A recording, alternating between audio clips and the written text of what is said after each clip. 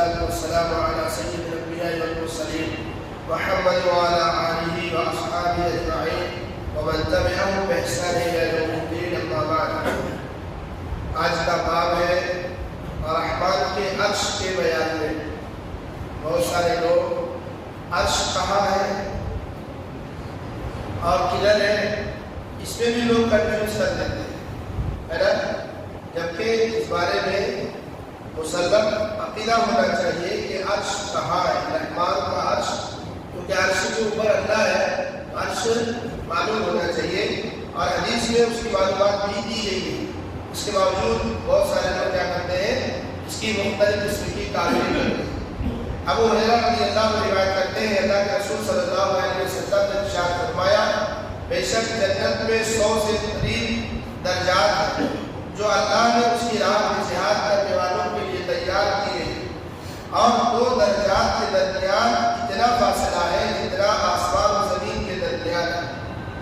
لہذا تم اللہ سے سوال کرو تو تم جنت الفردوس مانگو، کیونکہ جنت الفردوس جنت کا درمیانی اور سب سے اعلیٰ اور افضل حصہ ہے، اور اسی کے اوپر جنت الفردوس کے اوپر رحمان کا عرش ہے اور وہیں سے جنت کی لہریں بہتی ہیں. تو دیکھیے جلدی سے بتایا جا رہا ہے اللہ کا عرش کہاں ہے، جنت الفردوس، اس کے اوپر اللہ کا عرش ہے.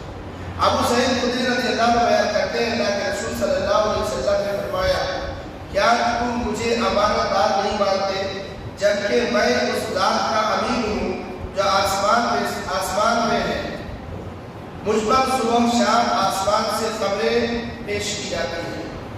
امام شافعی رحمۃ اللہ علیہ فرماتے ہیں اور ہر وہ چیز جو اونچائی کی طرف ہو اسے سما کہا جاتا ہے، اور اللہ کا عرش آسمانوں کی سب سے زیادہ اونچائی پر ہے. چنانچہ اللہ رب العزت نے اپنے عرش پر اسی طرح جس طرح اس نے خبر دی ہے بغیر اس کی کیفیت بیان کیے ہوئے وہ اپنے مخلوق سے جدا ہے اور مخلوقات میں سے کوئی بھی اس سے متصل نہیں ہے. لیس کمثلہ شیء وهو السمیع البصیر، اس کے جیسا کوئی بھی نہیں ہے اور وہ سننے والا اور بڑا دیکھنے والا ہے. امام غزالی رحمۃ اللہ علیہ فرماتے ہیں کسی بھی شخص کی توحید، بہت سے اللہ سنیے، امام غزالی رحمۃ اللہ علیہ کا قول ہے کسی بھی شخص کی توحید درست نہیں ہو سکتی جب تک کہ وہ یہ نہ جانتے کہ اللہ تعالیٰ اپنی صفات کے ساتھ عرش پر مستوی ہے. راوی محمد بن اسماعیل نے دریافت کیا صفات سے کیا مراد ہے؟ انہوں نے کہا سمیع یعنی سننے والا، بصیر دیکھنے والا، علیم جاننے والا، اور قدیر قدرت رکھنے والا ہے. تو ان حدیث سے پتہ چلتا ہے کہ رحمان کا عرش اوپر ہے، آسمانوں کے اوپر ہے، یہاں وہاں ہے، آسمانوں کے اوپر رحمان کا عرش ہے. اور یہی عقیدہ رکھنا چاہیے اور یہی باتوں کو ماننا چاہیے. دوسرا باب ہے اللہ رب العزت کے عرش پر مستوی ہونے کا بیان. اللہ کا عرش اور اللہ رب العالمین کس طرح مستوی ہے عرش کے اوپر، اسی سلسلے میں یہ بات ہے. اللہ تعالیٰ فرماتے ہیں ام امنتم من فی السماء ان یرسل علیکم حاصبا فستعلمون کیف نذیر.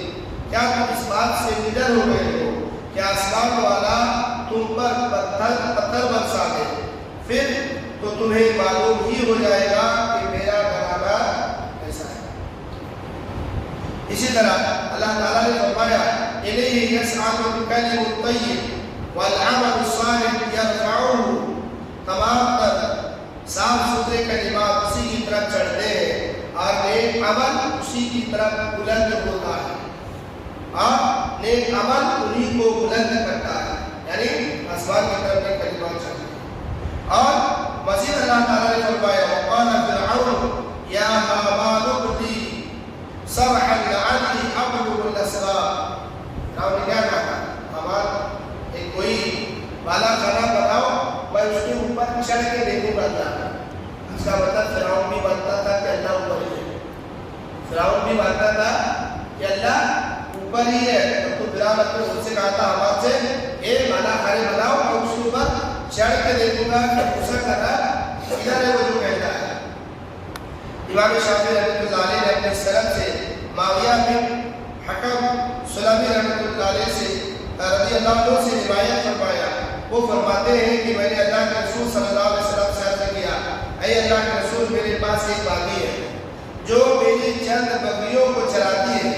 ایک دن میں نے بکریوں کا حساب لیا تو ایک کم پایا جسے بھیڑیے نے کھا چکا تھا۔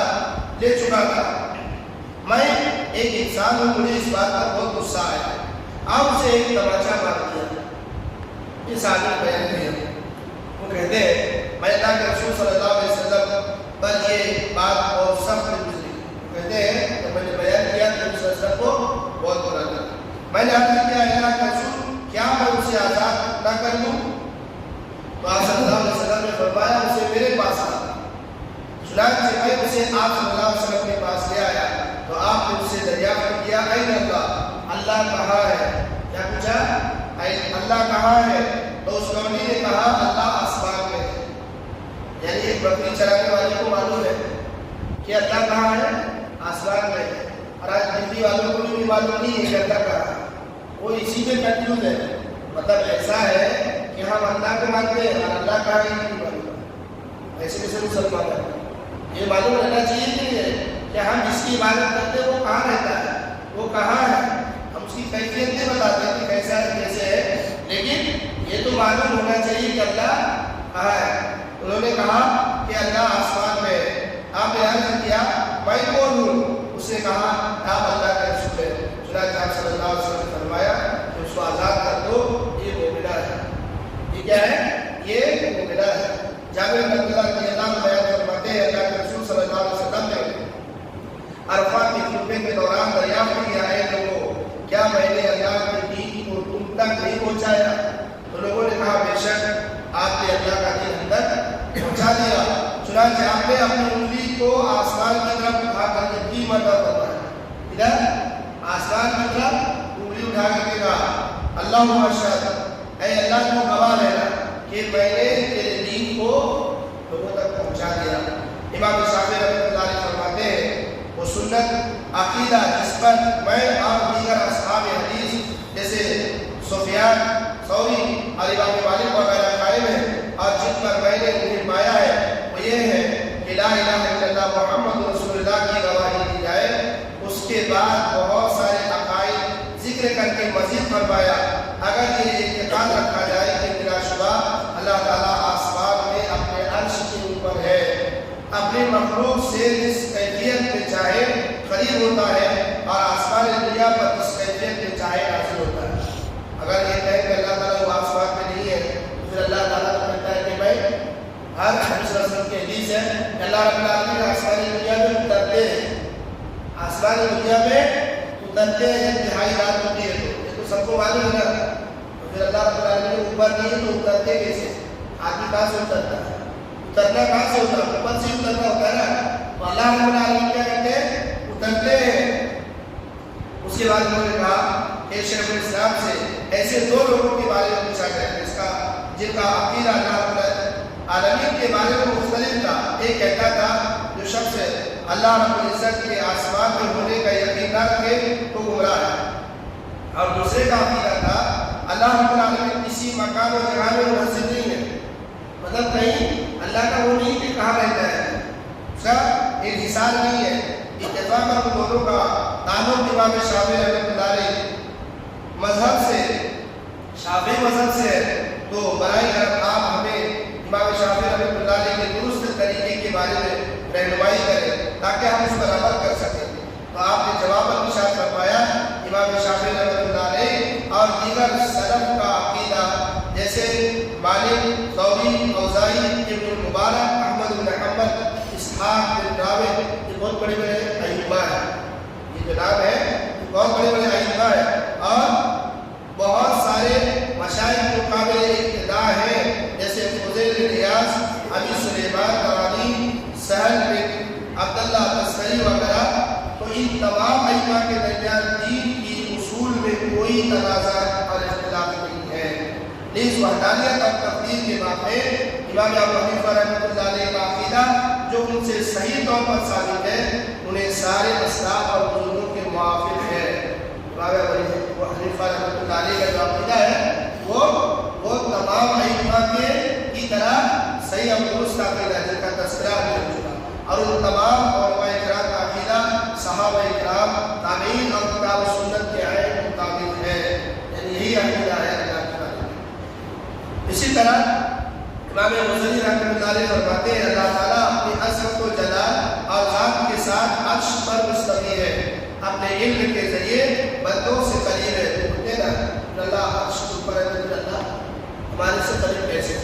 اللہ علم کے ساتھ ہم لوگوں سے قریب ہے، اس کا علم اطلاع تمام چیزوں کو محیط ہے اور اپنی تقدیر کو مخلوق میں نافذ کرنے پر پوری طرح قادر ہے، وہ بہت سخی ہے اور بخشنے والا ہے۔ اور اسی طرح کہا ہے یعلم خائنۃ الاعین وما تخفی الصدور، وہ آنکھوں کی خیانت بھی جانتا ہے اور دل میں جو چیزیں پوشیدہ ہے اس کو بھی جانتا ہے۔ یہ جو دوسرا باب ہے، باب یہ ہے کہ اللہ رب العزت کے عرش پر مستوی ہونے کا بیان۔ اللہ رب العالمین عرش کے اوپر ہے اور رحمت کا عرش کیا ہے؟ آسمان کے اوپر، بلکہ ساتواں آسمان کے اوپر ہے۔ اللہ رب العالمین سے دعا ہے اللہ تعالیٰ ہم سب کو درست اور صحیح عقیدہ